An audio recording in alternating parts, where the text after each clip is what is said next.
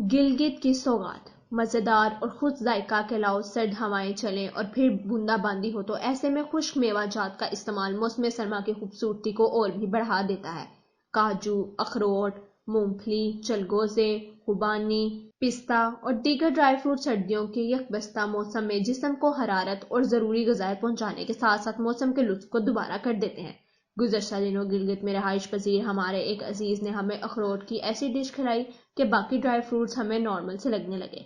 ये अखरोट की डिश, जिन्हें आम फहम जबान में मैंने तो अखरोट वाली चॉकलेट ही कहा, ताहम इसे मुकामी जबान में केलाओ नाम की यह डिश दरअसल गिलगित बल्तिस्तान के इलाके की खास सौगात और वहाँ का मुनफरिद ड्राई फ्रूट कहलाया जाता है। इस अखरोटी चॉकलेट को बनाने के लिए गिलगित की अवाम बहुत मेहनत करते हैं। कम और नाकाफी वसाइल होने के बावजूद ये मेहनत तलब काम इनकी रोजी रोटी का एक बावकार जरिया है। हमारे अंकल गिलगित से आते हुए हम सब अहले खाना के लिए बतौर खास ये तोहफा लेकर आए, लेकिन खाने से पहले ही हमारे लिखने की रग फड़क उठी और अलमुख्तसर कलाओं की तैयारी की सब कहानियां सुनने के बाद मैंने चाहा कि फौरन इसे तहरीर कर डालूं। कलाओ शुमाली इलाका जात की एक ऐसी सौगात है जिसे बनाया तो जाता है लेकिन महदूद तादाद में, क्योंकि इसे बनाना दिक्कत तलब काम है। इसकी तैयारी का पहला मरहला, जिसमें खुबानी और अखरोट की गिरियां अलग कर ली जाती हैं, लेकिन अपने जायके की वजह से अखरोट का मीठा ज्यादा पसंद किया जाता है, लिहाजा अखरोट वाली चॉकलेट ज्यादा तादाद में बनाई जाती है। गिरियों का अलग करने के बाद मजबूत धागों में, जिसकी लंबाई कम अज कम इतनी होती है कि इस पर एक चॉकलेट अखरोट आ सके, इस पर लगाया जाता है। ये सब काम खवातीन करती हैं। जहाँ एक तरफ ये गिरियां परोई जाती हैं, वहीं दूसरी जानिब काले अंगूर,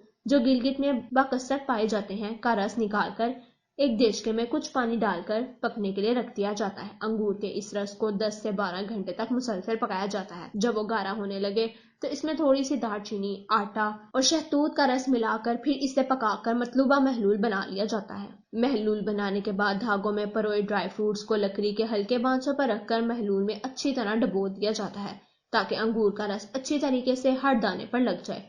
फिर इन्हें धूप में सुखा दिया जाता है। गिलगित में चूंकि मौसम अक्सर शदीद सर्द होता है तो इन खुश्क मेवा जात को सूखने में कम से कम 1 या 2 हफ्ते का वक्त लग जाता है। कलाओ तैयार होने यानी खुश्क होने के बाद इन्हें कपड़ों के थैलों में रख दिया जाता है और बाद ऐसा कागज के पैकेट्स में बाजार में बेचने के लिए भेज दिया जाता है। कलाओ गिलगित बल्तिस्तान के अवाम के लिए एक घरेलू सनत बनकर रह गया है। ये कीमत में काफी महंगा होता है, लेकिन कम से कम चलगोजों के मुकाबले में सस्ता है। ये कलाओ फी किलो 200 से 2500 तक मिल जाता है। नहायत खुश जायका और लजीज होता है। सर्दी के मौसम में ये खाया भी खूब जाता है, लेकिन इसकी तैयारी के लिए मुकामी अफराद के पास कोई टेक्नोलॉजी और दीगर सामान मुयसर नहीं होता। ज्यादातर काम हाथों से ही किया जाता है। गिलगित बल्तिस्तान में खुश मेवा जात वाफर मिकदार में पैदा होते हैं। कलाओं के बड़े पैमाने पर तैयारी करके मुकामी आबादी की हालत को सुधारने के अमली इकदाम किए जा सकते हैं।